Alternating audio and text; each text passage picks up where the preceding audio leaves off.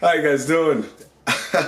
I just got back from Gen Con, editing videos now, but it was a great time. I actually got to play a lot of good games, got to meet a lot of cool people, got to cosplay and run a game in cosplay. That was super fucking fun. And I also got to play with Mike Pondsmith. I got to play a game with Mike Pondsmith. My character didn't die, which is a miracle in and of itself. But yeah, that was super fun. And you're probably wondering, hey, dude, the title of this video is Top 3 Things That Players Need to Expect When Coming into Cyberpunk. Why are you talking about your Gen Con? Well, here's why. I was running games at Gen Con for Cyberpunk Red, and I started to realize that there are a lot of things for new players that they don't know what to expect when coming into Cyberpunk Red, or even Cyberpunk 2020 in general. So I wanted to actually cover the top 3 things that I saw players needing to get used to or having to really work their brains around so that when you have new players, or if you're a new player watching this video, you'll know what to expect when you go into Cyberpunk as a game. So we're gonna go over the 3 different things, and the first one is, of course, damage and consequences. How that works in the game and what to expect with that. Second, of course, is choice paralysis. There's a lot of choices to be made in Cyberpunk, and a lot of players are not used to that much choice and freedom for your game, and we gotta talk about that too. And last, but definitely not least, is actually party compositions. There's a lot of different ways to have a party in a Cyberpunk game versus something like D&D, and this is one of the biggest differences when it comes to this game. So we're gonna go down each one of these and break them down, and we're also gonna go over how to fix these issues. Not that these are big issues, but these are stuff that will come up in your game, and I'll just give my general advice on how I make sure that my players don't get bogged down with these issues too much and just get to have a good time playing the game. So the first one we're going to tackle is, of course, damage and consequences. We're going to go with damage first because, hey, people like combat. So, damage in Cyberpunk is actually quite brutal, or it can be. So damage in Cyberpunk stacks over time, meaning the more damage you take, the less your character can actually do. In Cyberpunk Red, for example, if you have half your HP, you are now seriously wounded. You take a -2 to all actions, and then when you hit 0 HP, you are now mortally wounded. You now take -4 to all your actions, and you probably can't even move anymore, or you can crawl or something. And then, of course, in Cyberpunk 2020, it's even worse. Instead of an HP bar, you actually have wound thresholds. The more wound thresholds you have, the worse your stats become. So when you get critically injured, you actually start losing some of your stat numbers. And then when you get critically injured, it's really, really bad. And then mortally wounded, oh, it's really, really bad. But either way, in 2020 or Red, if you are mortally wounded, you are making a death save. Yes, death save. Not saves. Save. You roll a d10 and you have to roll under your save number. Now this is usually your body stat. Well, it's always your body stat. So if you roll under that number, you're alive. You're still taking all those minuses, but you're alive. Versus, well, if you roll over, you're dead. It's just how this game kind of works. Now, of course, if players are making this mistake at my tables, I'm not going to kill them over this. Or if they didn't expect the damage to do that much, I really read the room and read the table and be like, oh, the players didn't expect that damage was going to be this damaging. And so I explain it, ease off of the minuses a little bit, like give them half. But next time they incur that much damage, we're going to play with the full rules. This is my solution to the problem, and also my solution to the problem is also when I'm explaining the death rules and things like that, I actually give the players a d10 to roll, and show them their save number. If they roll over, I go, and you're dead. Now, this isn't in the game, this is just as we're explaining the character sheet, so that way the players can understand that their characters can die rather quickly. And this is not even covering things like critical injuries in both versions of the game that can even hamper your character even further, from losing limbs, punctured lungs, spinal severing, concussions, losing an eye, ear, jaw breaking. Whole bunch of stuff can happen to your character that completely changes the fundamental way on how you even play them. So combat, the longer you're in, the deadlier it is. Now, of course, the consequences don't end there. You also have social consequences. So I would say the DV, or difficulty value, of a lot of social interactions will go up if you, let's say, show up to a 5-star restaurant in sweatpants and jeans. Oh, I'm sorry, sweatshirt in jeans. Because, hey, this is a 5-star restaurant. You're supposed to be dressed nicely. Or if you're trying to get a job with a higher up fixer, but you come in bloodied, dirtied, and you didn't wash after the last gunfight you had, they're probably not going to give you as many jobs, or suddenly there's a lot of fees to your rewards. Play this up in your games and let your players know that this is a social deductive game as much as a combat game. Your players are wheelers and dealers. They're edge runners. They're people who have to actually talk to a lot of people and deal with a lot of people. But this is also something that's freeing for them in combat and in other parts of the game. Let's say they're taking on a small gang and they're getting hurt, but they're hurting the gang pretty bad too. They can bribe the gang to go away. They can actually persuade them to leave. Your social consequences can also be a benefit to your characters, and that when rolling initiative doesn't mean that everything is out the window. Just remember that as well. And your players will definitely take advantage of it and definitely have a lot of fun with it. Trust me, it's happened to me a lot.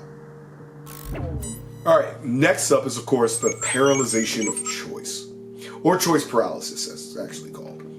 Now you're probably wondering, what does this have to do with Cyberpunk? Well, if we're playing a full session, the character creation of Cyberpunk is pretty vast, right? You get to pick everything from your stats, your skills, cybernetics, and gear. All of this can actually define your character in any number of ways, and some players really find it hard to pick something to do right, quote unquote, when creating their character. They don't want the wrong stats, they don't want the wrong skills, they don't want the wrong cybernetics for their build or anything like that. And this is where my philosophy of letting players roll their backstories first before picking their role and their skills comes into play. If you know who your character is first, or you at least have a concept, it helps narrow down that vast amount of choices into something a little more specific. Another way you can help your players do this is by asking them general questions about their characters, right? What quirks do they have based off their backstories? Do they like certain hobbies or things like that? Are they looking for revenge, or what motivates their character? All of these are basically answered in the backstory segments, and it's why I always do it first, but you can always follow up with more questions to help narrow it down for the players. And the players, if they do have a concept, these questions can help solidify and flesh out those concepts to where they make stronger choices or easier choices. This one is not that big of a problem. It's just more of an idea of, hey, they got a lot of freedom, so to narrow it down helps them make more solid and concrete choices as characters. And that actually brings me up to the party composition. So, party composition. In stuff like, let's say, D&D, every player plays a pivotal role. But Cyberpunk is a little more free. Your characters don't have to be locked down to whatever role they picked. Your netrunner can be a boxer. Your rocker boy can be an accountant. Your solo can be a dancer. The players can mix and match whatever they want with the skill points that they get in character creation. Therefore, when it comes to stuff like party composition, it's a lot more freeing. You can have a full team of solos. You know what that's called? The A-Team. You can have a full set of rocker boys. You know what that's called? Any boy band ever. Or like, so on and so forth, from techies to fixers to net runners to medias. Basically, because each character can specialize in different skills underneath their role, the characters can actually play around with different types of roleplay and different types of party compositions altogether.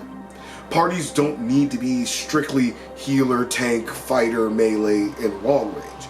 Everybody can pick whatever they want to do, and it's more about what their characters want to be rather than what role they actually fit. Again, Cyberpunk is all about who you are before what you do. So when it comes to party compositions, let the players know that they don't have to pick a role that fits what the party is quote unquote missing.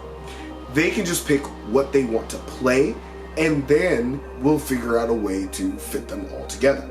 And usually they fit together perfectly fine. And also that's why we have stuff like pickup skills, which if there are any holes, you can easily fill.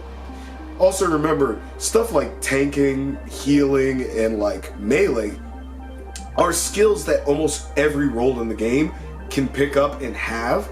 So like healing, which is really kind of only first aid, is a skill that's anybody can pick up. Because again, healing doesn't happen until downtime. So patching somebody up, anybody can do that. And then of course tanking. Tanking is only really just an armor value. So whoever has the highest armor technically is the tank. And then of course damage dealing. Whoever has the biggest gun or coolest sword or weapon, that's the one that deals the most damage. And that could be the techie, that could be the solo, that could be the netrunner. It's up to you. So these are the three things that I saw a lot of players trying to wrap their heads around, and how I solved them in play. Again, the party composition is just letting your players know that they have the freedom to really pick and choose whatever they want. I think it also feeds into the choice paralysis from earlier. If the players really feel like they have characters that they can build off of and have motivations, the party composition part basically takes care of itself, especially if your players are all making backstories together at the table. That way they feel like they're a team before they've even done anything. They can make connections with backstories, and you can ask questions on like, how did you guys meet? What do you guys do for each other and why? And suddenly they're a team without you even trying. And of course, the damage and consequences are the bread and butter of what these characters then do in their actions together later on in the game. In conclusion, the three problems here are very solvable. In fact, I was doing it in Gen Con actively. And I think that really, kind of when you solve one issue, as long as you keep following through, you'll solve all three. The reason why we want these three to be acknowledged is just so that we can give the players their most amount of fun. And also, if you're a player watching this, if you think about these three things, then when you come into Cyberpunk, I think you'll have a better understanding of what's expected of the game. Now, of course, GMs and players, talk to each other about this before going forward. Make sure that everybody's on the same page and everyone understands what they expect out of your game. And so, let me know what you guys think. What else is there for players who are just hopping into Cyberpunk? What do you think they need to really understand to vibe with the game? Do you think there's nothing and really it's up to the GM? Or do you think it's a two-way street? I think it's a two-way street.